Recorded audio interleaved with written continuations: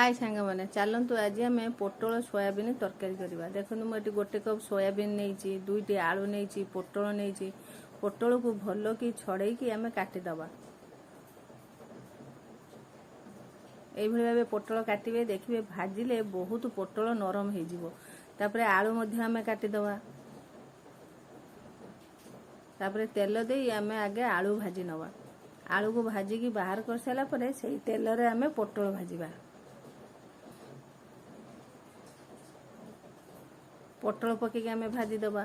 आपण मैंने इंस्टाग्राम कि फेसबुक रो देखुए जदि फॉलो तो निश्चित करेंगे। यूट्यूब रे जदि देखुए प्लीज सब्सक्राइब करदे। देखो पोटल भाजी आम बाहर करदबा। तापर सोयाबीन की सही तेल रे आम भाजीदबा। बेसी तेल पकेबानी। सोयाबीन भाजी हो गला तापर आम मसला कषा। एठी मु जीरा पकईची, तेजपत्र पकईची, कटा पियाज, अदा रसुण बटा पकईकी भल कि कषिदबा। तापर लंका गुंड, हलदी गुंड, करी पाउडर, धनिया गुंड दे भल कि कषिदेवे। तापर टमाटो ग्राइंडिंग करी देबे। तरकारी देखिए कलर बहुत बढ़िया आसे। तापर लुण देदेबा, कस्तूरी मेथी देदेबा, भल कि कषिकी भाजी रखिदिया परिया सब देदेबा।